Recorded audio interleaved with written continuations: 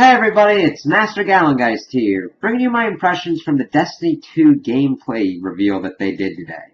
And there was stuff that I liked and stuff that still has me worried that this is essentially going to be Destiny again. I know that doesn't make sense because, of course, it's going to be Destiny 2, but I feel that the same kind of limitations are probably going to crop up in the beginning like they did with the first Destiny. Now granted, when we were shown, the story elements look pretty awesome. The whole thing with the Cabal, taking out the tower, having us defend, seeing Zavala and Ikora and Cayde being vanguards and being actual fleshed out characters, seeing Ikora pissed off about what's going on with the speaker. Zavala trying to rally everybody. Cayde just being his smart-ass self. It definitely draws you in deeper and showing us what they're trying to do with the whole story, showing us more people and everything, and what's going on with the world, what we've got to do. The motivations of Ghaul, who believes that the Traveler picked unwisely in humanity to bestow the light and instead is trying to take it by force, thus trapping the Traveler. Very interesting stuff going on story-wise and lore-wise, and it's like, yeah, this looks good. And then we see the stuff with the, actually going through the gameplay. It's like, oh, it looks pretty smooth, interesting kind of stuff. Then we get into, the new subclasses. We see that the Warlock now has, instead of the Sunsinger kind of ability, it's very similar to it, but now has a flaming sword that they call forth, and that they can rain down destruction and everything. Like, okay, that's pretty cool. We see that the Titan now has a void shield that they can use like Captain America. I'm like, yeah, Titan's my class. It's definitely going for it. And then we see that the Hunter has a new arc ability with a arc bow staff more than the arc knife blade. I'm like, okay, that kind of fits in with it. Let's see how it kind of works out, if it's actually able to be more balanced than the arc blade, because there were problems with that one, and I don't think they ever really found a nice sweet spot. They really need to make sure that they're able to balance stuff in this. And what they did, as we were seeing with gear and everything, which looks pretty awesome by the way, is that you have your kinetic weapons, you've got your energy weapons, and then you've got your power weapons. So this is drastically going to be changing what we do with our loadouts, and also drastically affecting the Crucible. So we've got our primary weapons, and then we've got, I think, elemental kind of / primary weapons. Then we've got where we are going to have, the miniguns, rocket launchers, and snipers, incidentally, will be power weapons and can, one-shot. Even body. I'm like, yeah, if it's taken heavy, well, now in this case, power ammo, it's going to have to be stronger. But that really, it's going to be interesting to see how that affects meta play within PvE and PvP. Now, I'm really excited to see what's going to be going on with PvE, because the story looks like it's going to be fleshed out, and us trying to figure out new supers, figure out our abilities, trying to rebuild our legend, and getting gear and everything.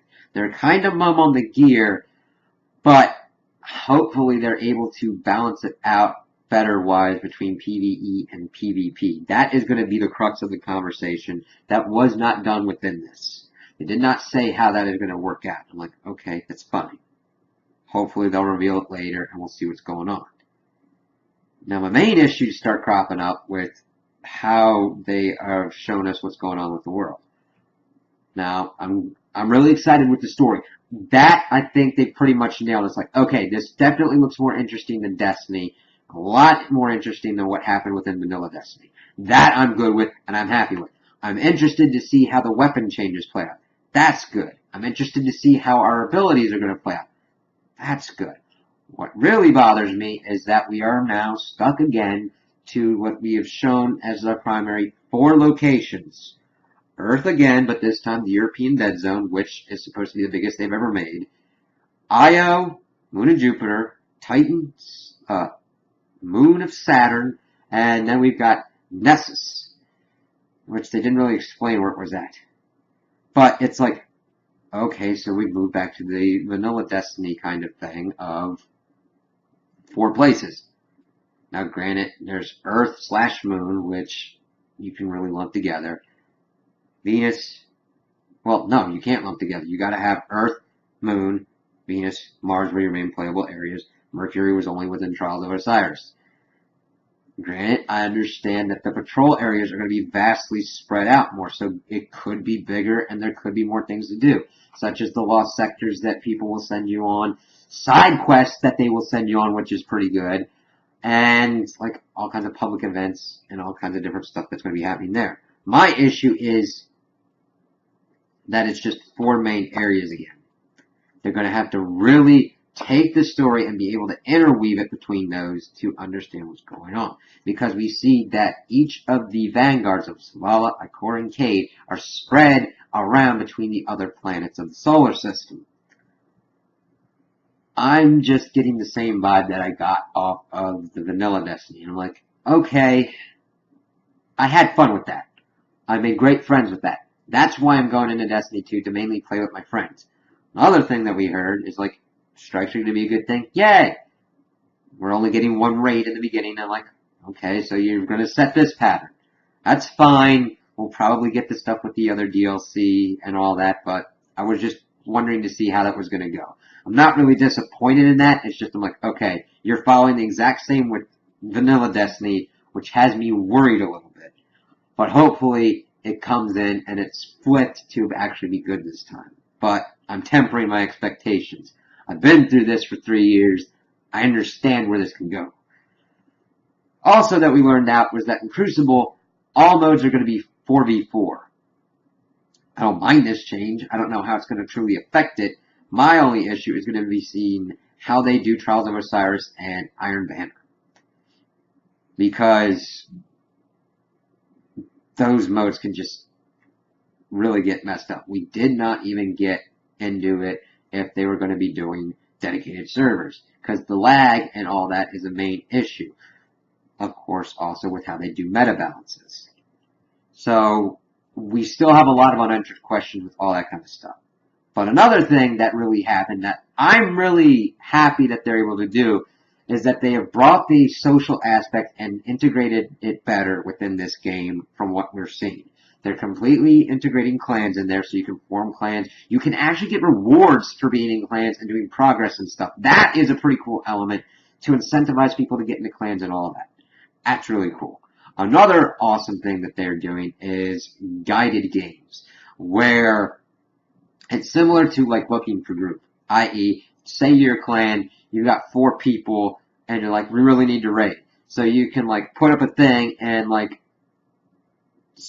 2 solo players can join you, a group of 2 can join you. And you can like build your clan up and build up your friends list that way. I think it is a nice compromise between what matchmaking could do. Because if you had raid matchmaking and nightfall matchmaking, it would unleash a whole nother level of salt and toxicity that like Trials has introduced to Destiny. And I only say that because Bungie does not know how to balance that kind of stuff very well. Because I can understand that you get into people and you get troll people and everything, and just people wanting to make misery for people that just want to play all the content the game offers and that endgame content. And I think this is a nice compromise, and I'm really interested to see how the system's going to work out. If people are going to be going on to like the Xbox's version with the LFG, or if they're going to stick more with Bungie's and actually try and improve it. Now,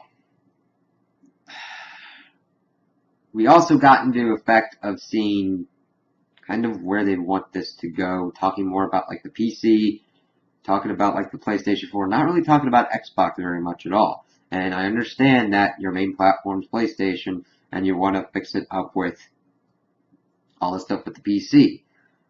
I just wished a little bit more acknowledgement, at least, of the Xbox fan base would have been done, since I'm pretty much one of them. And listen, it's not like you have to give us anything. It's just, you talked about the PlayStation community. I understand all that. You've talked about the PC community you want to grow up, but you just ignored us. Okay, you could have done that a little bit better. It's kind of like, alright, guess we don't matter here? I don't know. But I really get the feeling that the same stuff's going to be happening. Just, it's going to be the same thing. Now, granted, we're going to have a better story. I can already tell that off the bat. That's going to be cool. I'm going to be able to do that stuff with my friends. I'm alright with that. Do the stuff with the stripes, do the stuff with the raids. I'm just pretty sure I'm going to be really limited in what I'm going to be touching with, like, PvP. Granted, I'll probably play regular PvP, but all of the, like, endgame content PvP, like, I'll have to see what they do with Trials, because they made a lot of missteps with Trials of Osiris and how they've handled what's going on in there, because there's too much for me to kind of, like, point to what has gone on, but they really need to get down to separately balancing PvE and PvP. It needs to be done, and there needs to be dedicated servers and effective banhammer swinging for offenses that happen, because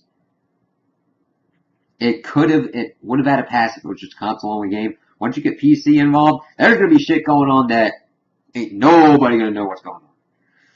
So they're really going to have to watch themselves with that.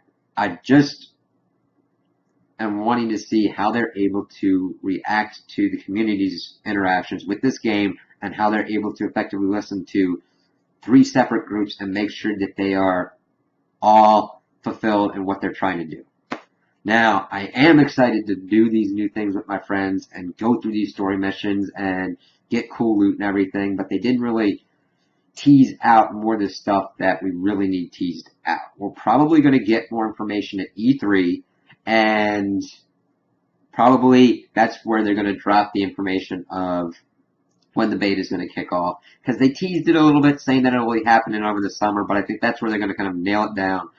They're probably going to say, hey, PlayStation and PC are going to get alphas. I'm like, yeah, that's probably what's going to happen. And then the beta will probably be sometime after E3, possibly in July. That's what it usually looks like to me. July, Bungie Day, that kind of thing. So that's where I'm pretty much leaning off to get my understanding of the gameplay.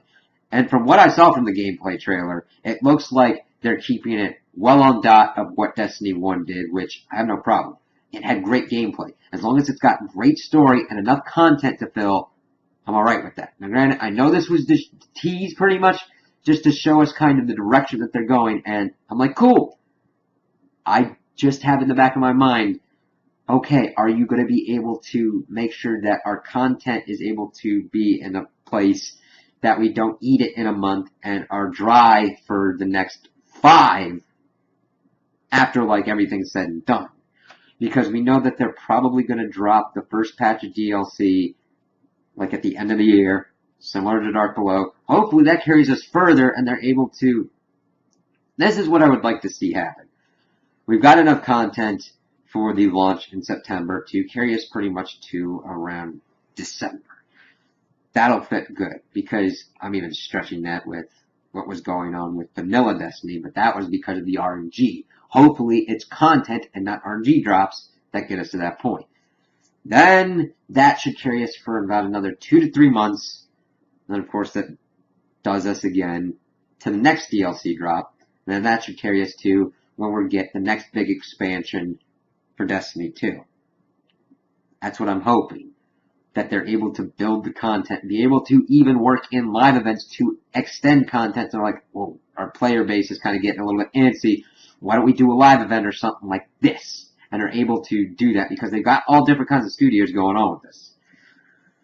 So that's what I was excited, but I still have my tempered expectations. I'm hyped up enough that I'm like, okay, this could be good with friends, but I'm like, we gotta watch out how this is gonna go because we've been burned before. So those are my opinions on the reveal. Tell me what you guys think in the comments below. If you liked it, if you didn't like it, if you agree with me, if you disagree with me. Also, like and subscribe, and I hope you have a good day.